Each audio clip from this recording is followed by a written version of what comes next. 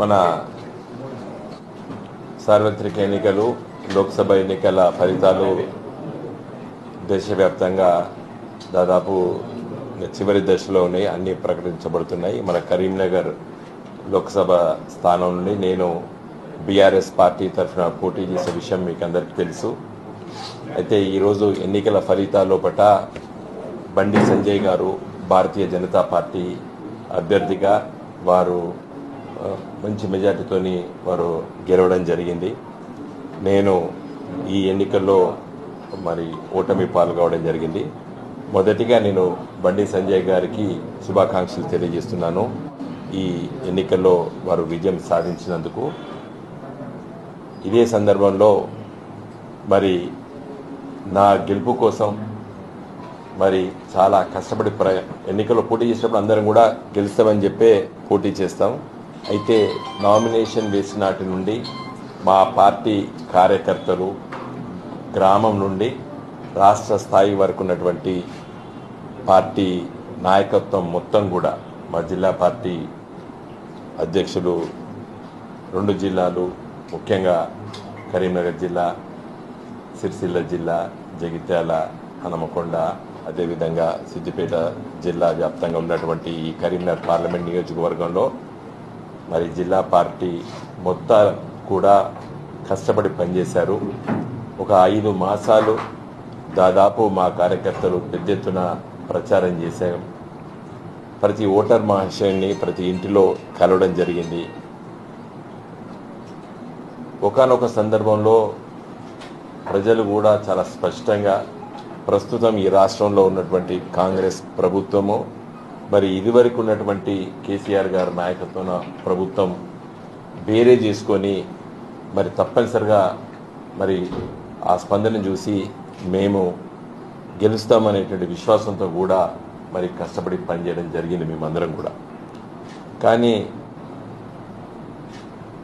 దేశవ్యాప్తంగా జరుగుతున్న ఎన్నికలు ఇవి లోక్సభ ఎన్నికలు కాబట్టి ప్రజలు, ముఖ్యంగా ఓటర్ మహాశయులు కరీంనగర్ పార్లమెంట్ నియోజకవర్గంతో పాటు తెలంగాణ రాష్ట్రంలో ఉన్నటువంటి అన్ని స్థానాలు అంటే 17 లోక్సభ స్థానాల్లో ప్రజలు ఒకే విధంగా ఆలోచించినట్టు ఇలా ఫలితాలు అర్థమవుతున్నాయి. ఎందుకంటే ప్రజలు కాంగ్రెస్కు, బీజేపీకి మరి ఓట్లు ఎక్కువ వేశారు మాకంటే. మేము అన్ని స్థానాల్లో కూడా మరి 3వ స్థానంలో ఉన్నాం. ఒక ఖమ్మంలో అక్కడ బీజేపీ అభ్యర్థి ఉండడా లేడా కాబట్టి, కానీ ఓట్ల గెలుపు శాతం చూసినట్టయితే దాదాపు 3వ స్థానం అనుకోవచ్చు మేము. కాబట్టి అన్ని లోక్సభ సీట్లలో ఆ విధమైన తీర్పు ఎందుకు వచ్చింది చెప్పి మరి నేను వ్యక్తిగతంగా విశ్లేషించిన సందర్భంలో మా మిత్రులందరూ కూడా మాట్లాడుకున్న సందర్భంలో మాకు అర్థమైంది ఏంటంటే ఓటర్ మహాశయులు ఈ లోక్సభ ఎన్నికల్లో మరి బీఆర్ఎస్కు ఇప్పుడు వేయడము వేయకపోవడం అనే దానిపైన చర్చించుకొని మాకు వేయలేదు ఓట్లని మేము భావిస్తున్నాం. కారణం ఏంటంటే ఇక్కడ రాష్ట్ర ప్రభుత్వం లేదు, బీఆర్ఎస్ ప్రభుత్వం ఇక్కడ లేదు, ఇక్కడ కాంగ్రెస్ ప్రభుత్వం ఉంది, ఢిల్లీలో బీజేపీ ప్రభుత్వం నడుస్తున్నది.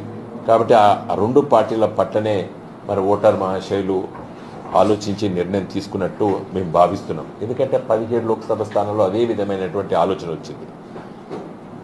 మేము తప్పనిసరిగా గెలుస్తామనుకున్నటువంటి స్థానాలు ముఖ్యంగా మెదక్, కరీంనగర్, అదేవిధంగా మరి 2-3 స్థానాలు, మిగతా స్థానాలు ఇవన్నిట్లో కూడా మేము తప్పనిసరిగా గెలుస్తామనే విశ్వాసం మాకుండే ఒకనొక సందర్భంలో పట.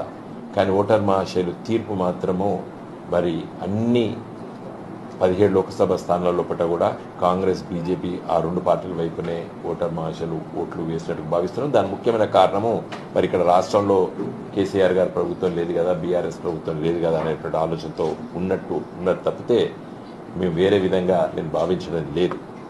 అయితే ఇదే సందర్భంలో పట మరి భారతీయ జనతా పార్టీకి ఓటు వేయడం కంటే కూడా ప్రచారంలో కూడా మోడీ గారికే ఓటు వేయాలి, ఇది మోడీ గారికి ఓటు వేయాలి, ఢిల్లీలో మోడీ గారు ఉండాలని చెప్పి మేము ప్రచారం చేస్తున్న సందర్భంలో చాలామంది ఆ విధమైన అభిప్రాయంతో ఉండే.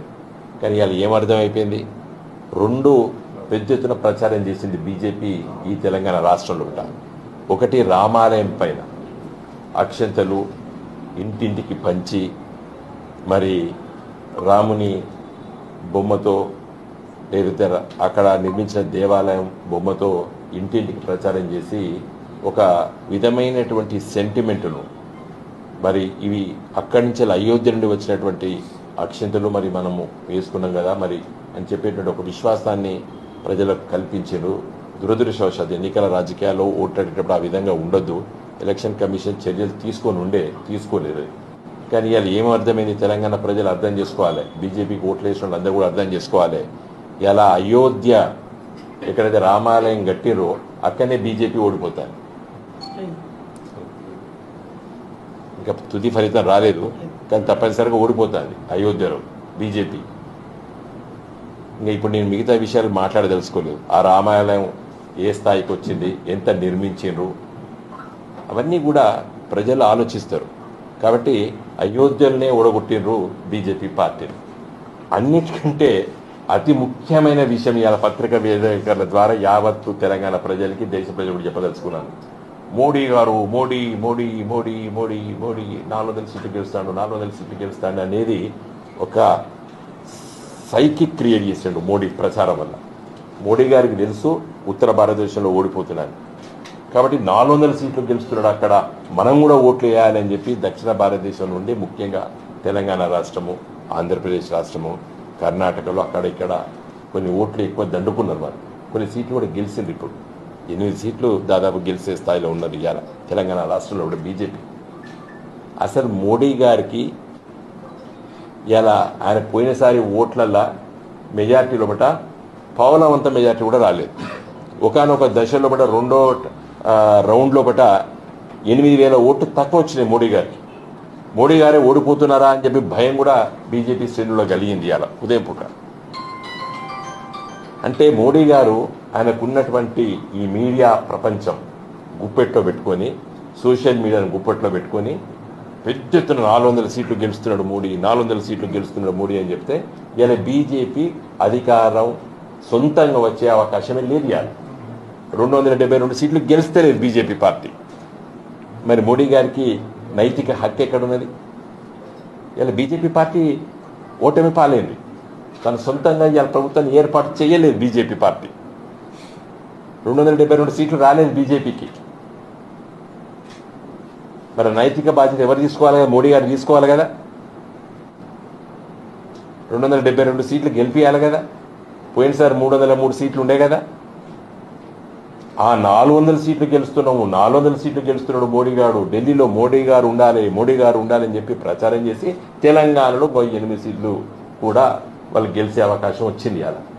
అంటే ఆ విధమైనటువంటి ఆ సైకాలజీని ప్రజలపైన రుద్దబడ్డది. ఇప్పటికైనా అర్థం చేసుకోవాలి, ప్రజలకి కావాల్సింది అభివృద్ధి, ప్రజలకి కావాల్సింది అభివృద్ధి. ఇప్పటికైనా నేను బండి సంజయ్ గారికి చెప్తున్నాను, దయచేసి మీరు కొంత ధర్మం అంటే భగవద్గీతలో ఏం చెప్తుంది? ధర్మము నీ బాధ్యతను నిర్వహించాలని చెప్తుంది. ఒక పార్లమెంట్ సభ్యుడిగా మీరు అవకాశం వచ్చింది. నేను ప్రతిపక్ష పార్టీగా ఇప్పుడు మేము ఉన్నాం. మేము తప్పనిసరిగా మరి మా సూచనలు తీసుకోండి, తీసుకోపోకూడదు. కానీ పత్రిక ద్వారా ప్రజా సమస్యలు లేవనెత్తే సందర్భంలో కూడా ప్రజల పక్షాన పని చేయండి. ఇంతకంటే నేను ఎక్కువ ఏం చెప్పదలుచుకోలేదు. బండి సంజయ్ గారికి మరి అదృష్టవంతుడు, మోడీ గారి పేరు మీద మళ్ళొకసారి గెలిచిండు. 2 సార్లు నా ఓటమికి కారణం మోడీ గారే. 2 సార్లు నేను ఓడిపోవడం కారణం మోడీ గారు. కాబట్టి సంజయ్ గారు మంచిగా పనిచేయండి. ఎందుకంటే ప్రజల కోసం ఉన్నాం మనం. తప్పనిసరిగా వ్యక్తిగత దూషణలు, వ్యక్తిగత విమర్శలు చేయను. ఏదైనా కూడా సమాజం అభివృద్ధి కోసం చేస్తాం. నాకు ఇంతకుముందే మిత్రులు పొన్నం ప్రభాకర్ గారు ప్రెస్ మీట్ పెట్టారు. మరి ఆయన నోటి దురుదైందో నాకు అర్థం కాదు. వినోద్ కుమార్ పీడ పోయిందంటాడట. ఎందుకే ప్రభాకర్, మీరు మంత్రి అయింది, ఇప్పుడు ఒక గౌరవప్రదమైన స్థానంలో ఉన్నారు, మంచిగా మాట్లాడారు కదా. నేను కరీంనగర్ నగరానికి 1000 కోట్లు పట్టుకొచ్చినందుకు పీడ నా కరీంనగర్కి. స్మార్ట్ సిటీ నువ్వు ఎంపీ ఉన్న ఒక 5 రూపాయలు తెచ్చినవా కరీంనగర్ మున్సిపల్ కార్పొరేషన్కి? నేను 1000 కోట్లు పట్టుకొచ్చిన. అది పీడన పొన్నం ప్రభాకర్ గారు ఇంకా కరీంనగర్కి నేరుగా హైదరాబాద్ రైల్వే లైన్ కావాలని చెప్పి 70 ఏండ్ల ఆకాంక్ష కరీంనగర్ ప్రజలు. నేను కేసీఆర్ గారిని పట్టుకొని మోడీ గారిని బతిలాడి నిజంగా మోడీ గారిని అయితే నేను రిక్వెస్ట్ చేసిన ఆ రోజు శంకుస్థాపన మీరు చెయ్యాలని చెప్పి పోయి నేను ప్రభాకర్ రెడ్డి గారు మా ఎంపీ గారు మెదక్ ఎంపీ గారు నేను ఇద్దరం కరీంనగర్ ఎంపీ గారు నేను మెదక్ ఎంపీగా ప్రభాకర్ రెడ్డి గారు మేము ఇద్దరం పోయి మోడీ గారిని అడిగితే పాపం వారు ఒప్పుకున్నారు. మోడీ గారు ఒప్పుకొని శంకుస్థాపన చేసిండ్రు రైల్వే లైన్. ఇలా కరీంనగర్ రైల్వే లైన్ వస్తుంది. కరీంనగర్, వేములవాడ, సిరిసిల్ల, సిద్దిపేట, గజ్వేలు, మనోరాబాద్, సికింద్రాబాద్ రైలు దాదాపు వచ్చే సంవత్సరం రైలు ఎక్కిపోవచ్చు కరీంనగర్ ప్రజలు. అది నేను పీడన కరీంనగర్కి. ఏం మాట్లాడుతావు ప్రభాకర్? ఓ స్టేజ్ మీద గుద్దుదో కడుపులా లేదా ఓ నీ నూకుతావు. మంచి స్థాయికి వచ్చినావు. విద్యార్థి నాయకుడు కాదు ఇప్పుడు నువ్వు.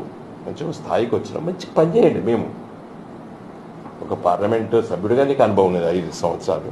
కొత్తగా ఒక శాసనసభ్యుడిగా వచ్చినావు. కరీంనగర్ నుంచి నువ్వు పోయి అక్కడ హుస్నాబాద్ పోటీ చేయచ్చు. నేను అన్నానా? ఎక్కడైనా పోటీ చేయొచ్చు. ప్రజాసేవకుడు ఎక్కడైనా చేయొచ్చు కదా. నువ్వే గెలిచినావు, మంచిగా మంత్రి అయినావు అదృష్టవశాత్తు. మంచి పని చేయి. ఆ నోటి దురిదవద్దు. బండి సంజయ్ గారి తల్లి నువ్వు మాట అంటావు లేదా నన్ను మాట. ఏంది ఇవన్నీ? మంచిగా పని చేయి. ఈ భూలోకంలో రాజకీయ నాయకుడు అనేవాడు చాలా గొప్పవాడు. మనం ప్రజల కోసం ఉన్నాం. ప్రజల సమస్యలు తీసుకొని పనిచేస్తున్నాం మనం. ఈ వ్యక్తిగత దూషణలు ఎందుకు? పాపం వినోద్ ఓడిపోయిందా అంటే అన్నంటివి, లేదా వినోద్ మంచిగా అయింది ఓడిపోయింది అన్నంటివి అని పీడైందా? పీడ నోరు మంచిగా ఉండాలి. నాలుకే ఎవరైనా మా పార్టీ వాళ్ళు మాట్లాడాను, నేను గట్లా మాట్లాడతా. ఎవరైనా కూడా మాట్లాడతా. మంచిగా ఉండి పని చేసుకొని మన ప్రజాక్షేత్రంలో ఉండి పని చేద్దాం. నేను తప్పనిసరిగా నా తుది శ్వాస వరకు నేను కరీంనగర్ ఊర్లో పుట్టిన నేను. నా పుట్టుక కరీంనగర్లో. నా తల్లి నన్ను ఇక్కడ కన్నది కరీంనగర్లో. కాబట్టి నేను కరీంనగర్కి నా తుది శ్వాస వరకు సేవ చేస్తాను. అధికారం ఉండొచ్చు, అధికారం పోవచ్చు, ఎంపీ కావచ్చు, ఎంపీ కాకపోవచ్చు, ప్రజాక్షేత్రంలో పనిచేస్తాను. తెలంగాణ బిడ్డని నేను. మంచి వృత్తి, న్యాయవాది వృత్తిని పక్క పెట్టి 2001లో మీరు అందరూ అప్పుడు ఎవరు తెలంగాణ అన్న రోజులలో తర్వాత అన్నారు మీరందరూ తెలంగాణ అని. ఆ రోజు తెలంగాణ కోసం గులాబీ జెండా బుట్టించి కేసీఆర్ గారితో తెలంగాణ రాష్ట్రాన్ని సాధించిన వాళ్ళని నేను ఒకరిని. నన్ను పీడ అంటావానే? ఇప్పుడే తెలిసే పత్రికా విలేకరులు ప్రెస్ రాసుకున్నటువంటి కామెంట్స్ అని చెప్పి పంపితే నేను ఇప్పుడే చూసిన నా వాట్సాప్లో. మంచి పని చేయండి. You got a very good opportunity. Telangana రాష్ట్రాన్ని అభివృద్ధి చేయండి. మేము ప్రతిపక్షం కాబట్టి మేము తప్పనిసరిగా కన్స్ట్రక్టివ్ క్రిటిసిజం ఉంటుంది. నేను రేపు పొద్దున కూడా నేను ప్రతిరోజు కూడా కన్స్ట్రక్టివ్ క్రిటిసిజంతో పనిచేస్తాం. మంచిగా చేస్తే మంచిగా చేస్తామని చెప్తాం. కాబట్టి ఇంకో మొన్నగా తోరణం తీసేస్తా అన్నాడు. బరాబర్ గట్టిగా మాట్లాడినా, కొట్లాడినా, లీగల్ పాయింట్ చెప్పినా. అందుకే మీ క్యాబినెట్లో దాన్ని ఆమోదించలేదు, వాయిదా చేసుకున్నారు. నేను ఇవాళ నాకు ఎంతగా సంతోషం ఉన్నది. అది ఆ చర్య దుందుడు చర్య. అది మీ ముఖ్యమంత్రి రేవంత్ రెడ్డి తీసుకున్న నిర్ణయం. అది తప్పని చెప్పిన నేను. కాకతీయులు, వెనకబడ్డ తరగతులు, సామాజిక వర్గాంచలు వచ్చిన వాళ్ళు, యావత్తు దక్షిణ భారతదేశాన్ని పరిపాలించిన వాళ్ళు, వాళ్ళ గౌరవాన్ని కోసం ఆ రోజు పెట్టుకున్నాం. వాళ్ళ చెరువులు, కుంటలు, 42,000 చెరువులు నిర్మించిన వాళ్ళు. అవన్నీ చెప్తాం ఒక రాజకీయ పార్టీగా. గులాబీ జెండా పుట్టింది తెలంగాణ కోసం, తెలంగాణ ప్రజల కోసం. మేమందరం కూడా ఆ జెండా కింద పనిచేసే వాళ్ళం. రానున్న రోజుల్లో కూడా ఇదే విధంగా పనిచేస్తాను. మరొకసారి బండి సంజయ్ గారికి శుభాకాంక్షలు తెలియజేస్తూ సెలవు.